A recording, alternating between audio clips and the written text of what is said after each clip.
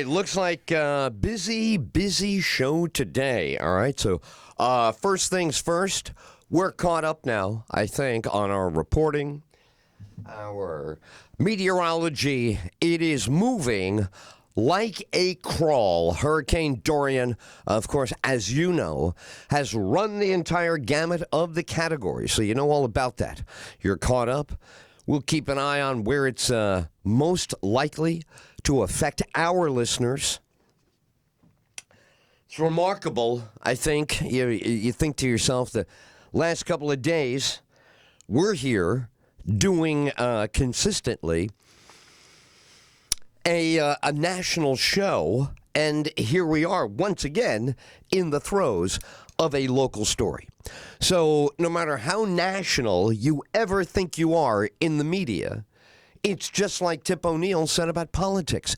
It's local, local, and local. So here you go, the wisdom of the ages. Now, this guy James was on the show the other day. You remember the call? Bright kid from the Midwest. I think he's from Ohio. He is going to join us again today on the shooting in Texas over the weekend and gun control as an issue. This has been five decades on the air talking about gun control. I cannot wait to hear what this kid has to say. And I say kid, he's 30 years old. He's not a child. But, you know, when I see a young adult today, my heart goes out to them because, you know, if they are wise enough and smart enough to get along, they're in a sea of morons. And if they're one of the sheeple or the lemmings, whatever your preference is, then your heart breaks because they look lost, like in a parking lot, can't find the car. So anyway, this is going to be refreshing, interesting, and high-powered talk radio here all the time on the EdTyll Show, edtyll.com. We are live. Now, I want to spend a minute or two. Is this thing on? Yeah, it better be, because the phone's going to ring, and I want to hear it, okay? I don't want to... All right. Boom, boom. Okay, good.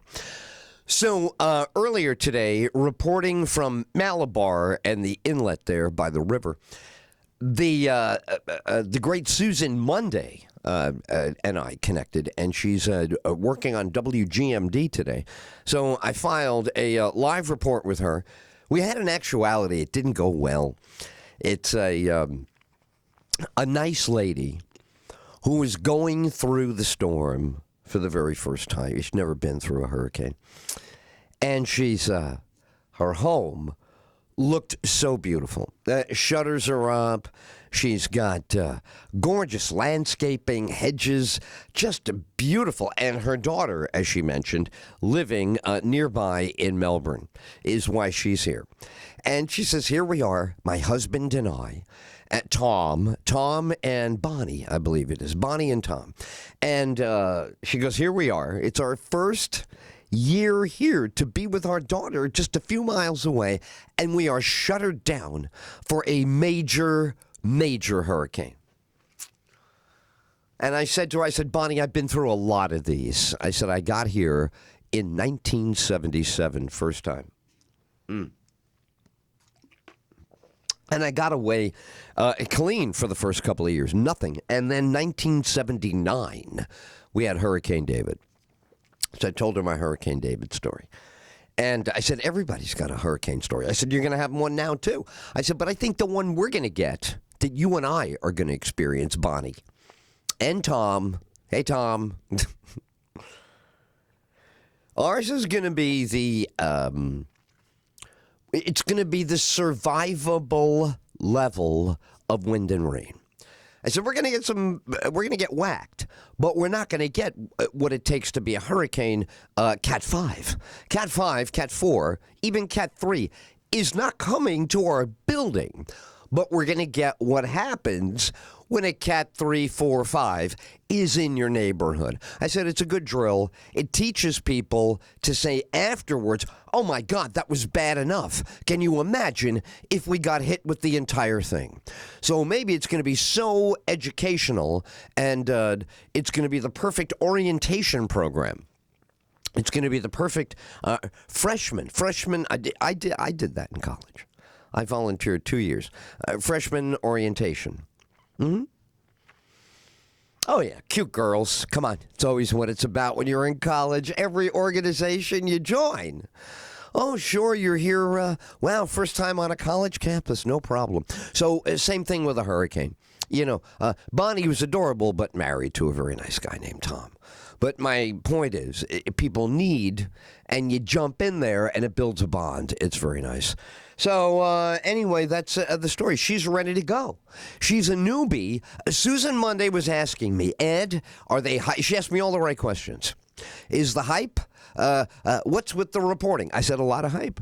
We should not have had a man on television 3 days ago say you're going to get wiped away if you're not in the house by 3 o'clock on Sunday. You shouldn't talk that way when you know it could change, because people will get that stuck in their head.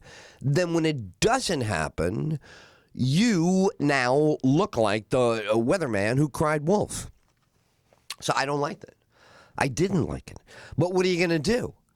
You can't really argue with it. They're the only ones with the data from the Hurricane Hunter planes. And what they're saying is, if we don't make it so that you prepare, board up, aluminum shutter, run for the hills, get up in the crow's nest, if you don't do all of this, we're going to look bad. The government's going to look bad. The county's going to look bad. So let's remember who they're really rooting for. The politicians are rooting for themselves.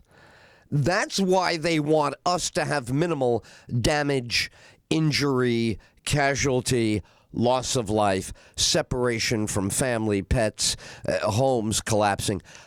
Believe me, it's not about them caring about us. It's they don't want to look bad. Yeah, I'm familiar with this. So you say, all right, when we have mutual self-interest, I'm okay with that. I'm okay. I'll work with a guy who doesn't really, or a gal, doesn't really care about me, but they care about the same thing I care about. I'll work with that person. In times of trouble, right? Isn't that what Paul McCartney sings with the Beatles? In times of trouble.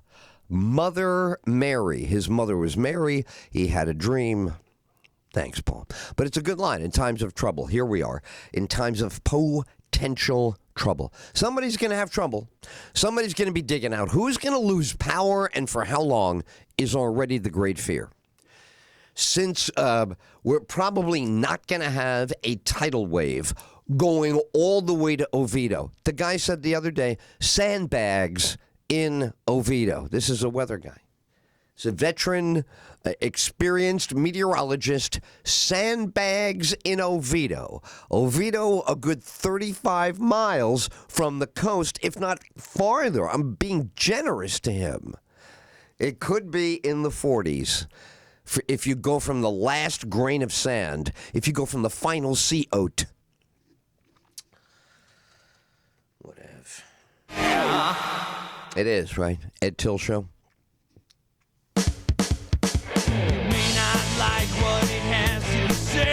Why did they say that? Why? What do you mean? You may not. You may. As much as you may not, you very well may. All right, we're live on EdTyll.com. Orange County officials in Florida are now looking at their preparation. You know, the eye of Dorian has the stadium effect. Do you know what that is? Storm is 35 miles wide. In the center of the storm, there's like a huge stadium. It's like a stadium. It looks like. It's air. It's air spinning. A vortex. You know what a vortex is? You gotta look up all your jargon. Here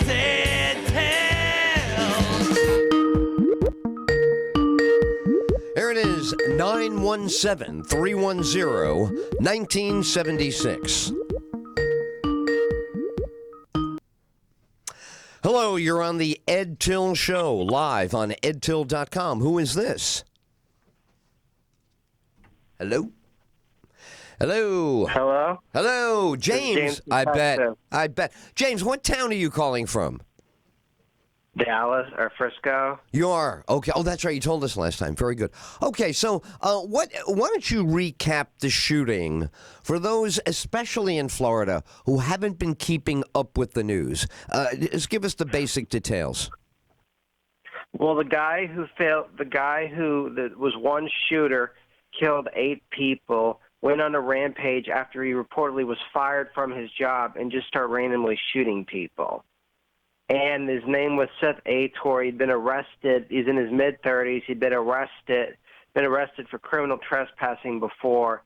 And according to the Reporter Telegram, he had failed a background check. So, I mean, the guy sounded like a nutcase who got fired from his job, snapped, and then just went on a killing spree, despite the fact that he failed the background check. So, if this is going to turn into a situation on gun control, it seems like in this scenario, a background checks wouldn't have stopped this from happening. The guy already failed one, and he still got a gun. You're right on the right issue.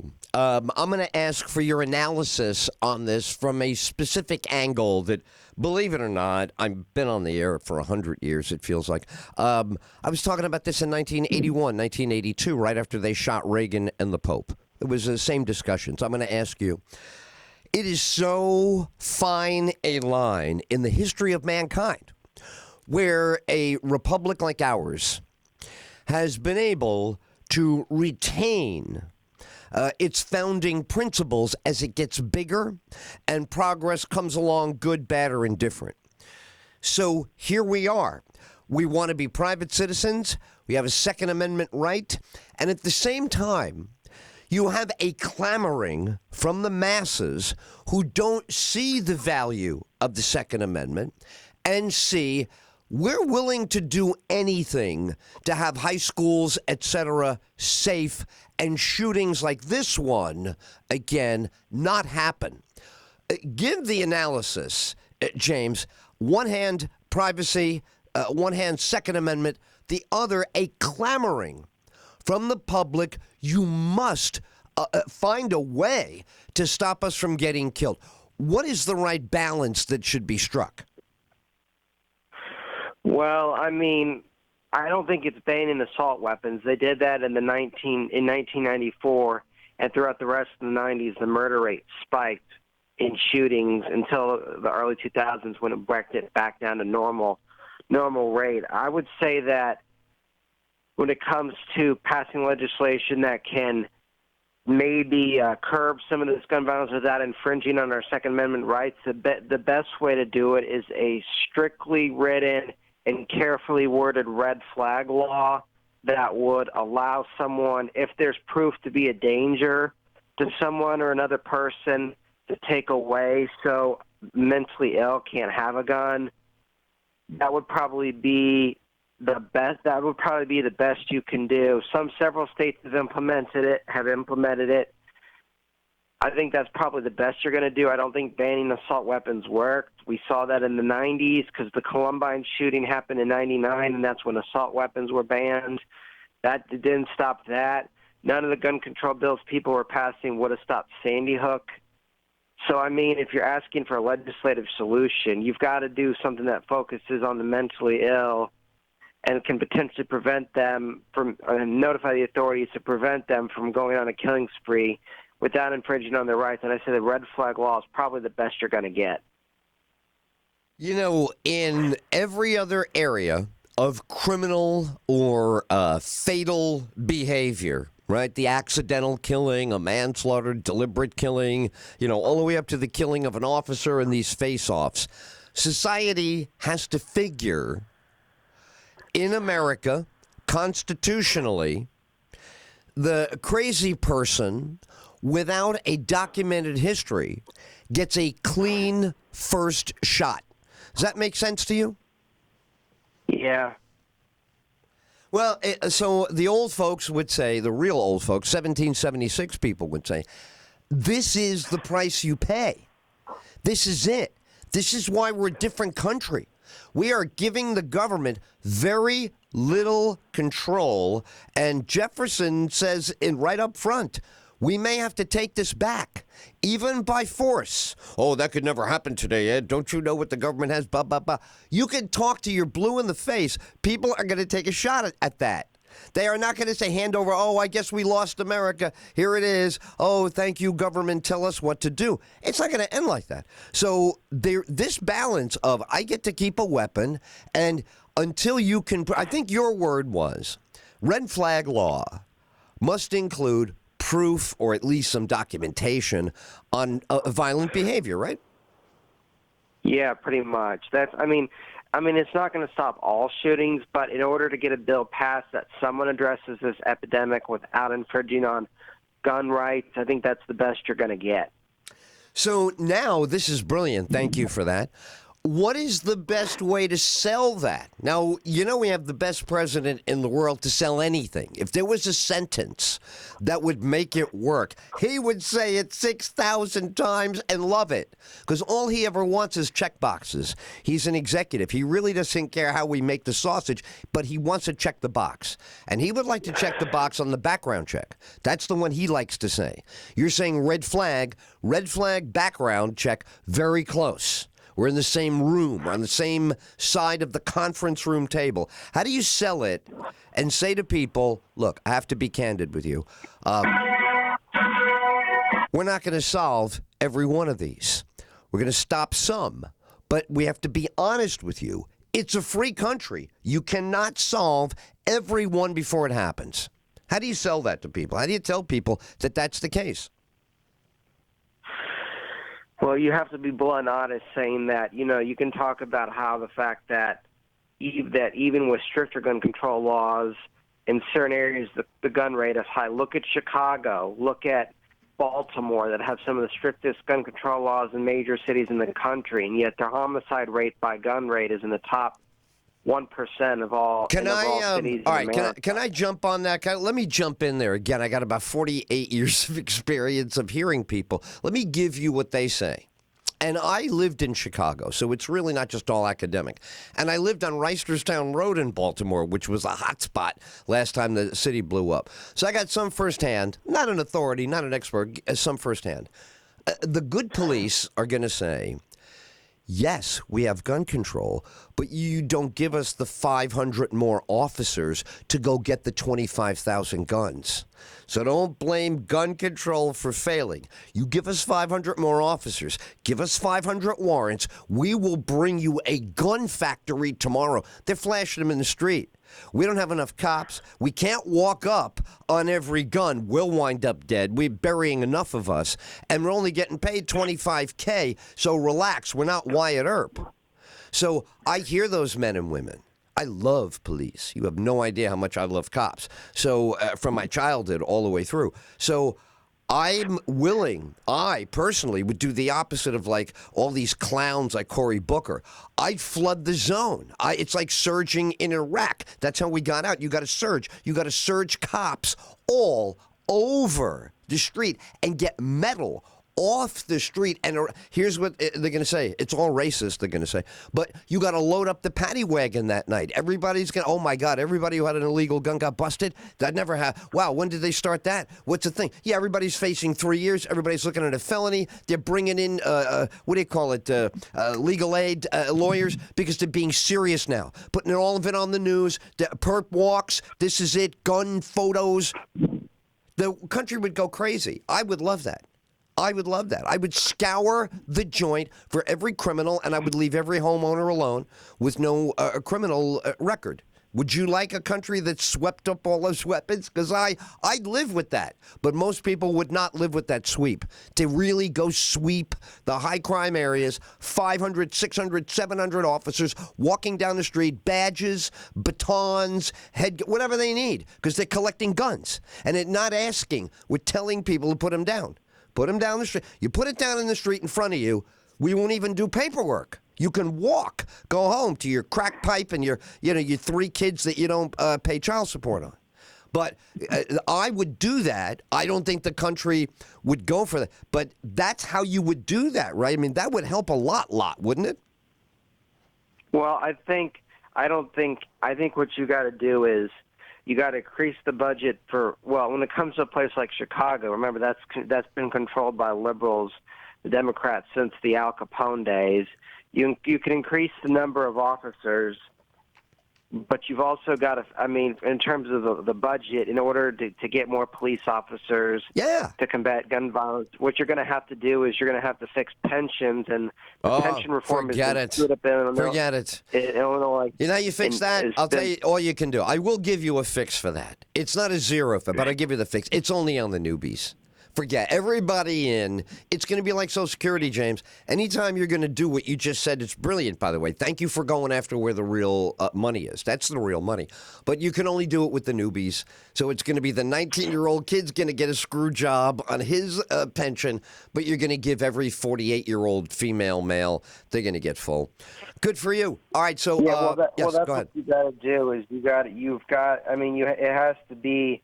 It sort of has to be like the Paul Ryan thing. You keep traditional Medicare for the people that have been paying it for a long time, and then you don't do it for the younger people. You Correct. Don't do it for the younger people. Yeah, and by the way, don't give him. Don't give that to him. That's called the grandfather clause. Goes back hundreds of years before him, because he's persona non grata around here.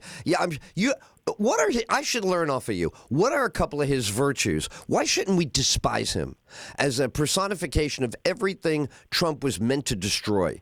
Is there any virtue in that guy? You mentioned his name, and you did get a lot of our listeners' attention. What's the story on him? Any virtue at all? Well, you're never going to get pension reform. You're never going to get like entitlement reform done because the Democrats just want to use it for political purposes to push Granny up the cliff. But if you look at our country today, almost 70 cents of every dollar is going to entitlement programs, and Obamacare made that worse. Yeah. And part of the reason is when Medicare and Medicaid came about in 1965, you're only supposed to live till about 65, and then you would be dead in a year or two. But now people are living in the late 70s, early 80s. You are funny. All right, hold on, because the way you said dead. See, how old are you? 30? Did you say?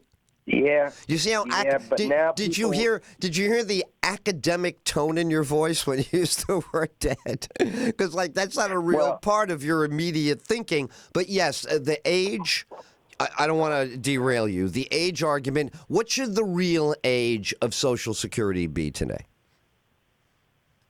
70-something, I would say, 73, 74. I agree. I think you're right on the 75. money. Right on the money. It should be at 2 years prior to the death age, and then we already know people, I'm going to live a lot longer than my parents. You are going to way outlive me. So living spans now are getting ready to gallop any minute. Any minute they're going to gallop up. Yep. All right, very good. What else you got on gun control? On the other side of gun control, I want to ask you some specifics. Everyone seems to agree. This is, until I run it by you, I don't want to presume, that the Thompson machine gun ban from you mentioned Capone before, back in that era, they banned the Thompson automatic machine gun. Is that appropriate? Is that the definitive line? And then we're looking for no more or no less? But is that solid with you? The machine gun is absolutely banned, and that's okay? Well, here's the thing. It doesn't solve the murder rate if you look at it. We ban these types of AR-15s, some type of semi-automatics. We ban these types of weapons in 94, and the murder rate went up. If you go through the late 90s, it actually went up, and it didn't go down to the 2000s.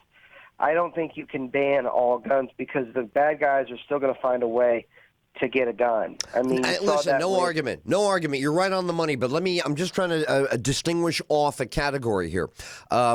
We've had a ban on the fully automatic Thompson machine gun. I'm just wondering, from your standpoint as a conservative and this issue in particular, you're good with that, right? You have no problem with that, do you?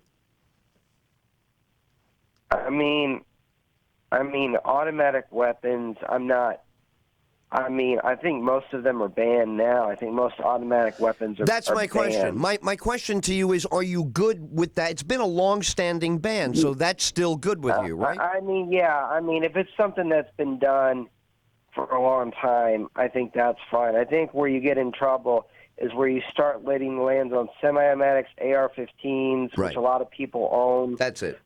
Magazine bans, gun confiscation. That's when you go way too far. Here's where I think they're going to wind up on the gun control. If you are pulling the trigger for each bullet, I don't think they're ever going to be able to ban it. If you are pulling one trigger and 150 bullets come out in 5 seconds, I think they're always going to be after that. Isn't that easy enough for people in layman's language? I mean, yeah. I think so. But, I mean, I think with what you have banned now, I don't think you're going to get a gun control. I mean, you're not going to get a more specific gun control ban than a red flag law or some type of background check. You're not going to get banning of certain style weapons. I mean, they're not going to ban semi-automatic weapons. The Republicans in Congress. And here's the thing: Obama could have done this when he took control of the presidency in 2009. Remember, he had a supermajority in the House and he had 59 seats in the Senate, and he could have easily done a gun control ban because he had several moderates at the time like Susan Collins, Murkowski, John McCain, and so that easily could have been passed, but he chose not to do it. And the reason he chose not to do it is because the Democrats, a lot of them remember what happened in 1994 after the fact that they got wiped out in the midterms that year, and it didn't solve the gun rate. It didn't solve the murder issue because the murder rate skyrocketed by guns in the West of the 90s. Now I want to come at it this way with you. Are we just bottom lining this issue? You have to live. America is a free country. You got to live with some mass shootings. You're gonna have to live with some ugly stuff. Well, unless you want to be a police state like Soviet Russia or Nazi Germany, you have to. Unless you want to sacrifice all your freedoms and be Nazi Germany or Soviet Russia, you're going to have. That's sometimes the price you pay for freedoms. The best you can do is dramatically reduce some of these or reduce it by red flag laws. You're not going to stop every one. Are you unless picking you want up? to be a police state. I agree with you. Right on. But I want to bring another example in here and get your thought. Are you watching Hong Kong right now? And does that speak? No. You're not seeing what's going on there. The arrests, protesters, jailing the. Oh, Hong Kong. I'm sorry, Hong Kong. I thought you said Concam or something. I'm sorry. I just misheard you. Hong Kong. I'm sorry. Yeah, you got it. So that should be informative to people, should it not? That ought to teach us a very important lesson right now. That is the stark difference between us and them, is it not? Well, the Chinese is essentially a dictatorship. I mean, it's not played that way, but, I mean, even though you have some economic opportunities in China, you don't have the same type of political freedoms here or in parts of Europe or in Australia that you do in China. You just don't have really any rights. You can't criticize the president there. He's essentially president for life. I mean, that's what you get when you have a totalitarian state like that. Well, that's my point, right? In other words, by chasing a gun control, we don't want to wind up bumping into that. Because you said it brilliantly. I love the way you put things, man. You said it really isn't said like that. You are so right. It is a little bit outrageous that when China is referred to, it's not usually followed by the phrase dictatorship, oppressive. There is a soft peddling of how evil China is on a daily basis. Every time they're talked about as a normal country, they are less focused on as this dictatorship, correct? Yeah, pretty much. They're not focused on in the way even Russia or obviously Iran or Syria or North Korea is, because there's a little bit more economic freedom, but there's no question that the Chinese, it's been this way for a while, where they don't tolerate dissent very well. I mean, they expelled the Wall Street Journal reporter for I want to. reporting on President Xi. Correct. I want to quote. I want you to hear a quote from the Chinese, and I want you to give me your feedback on this. They said the other day, "We will never compromise our interests for the needs of others."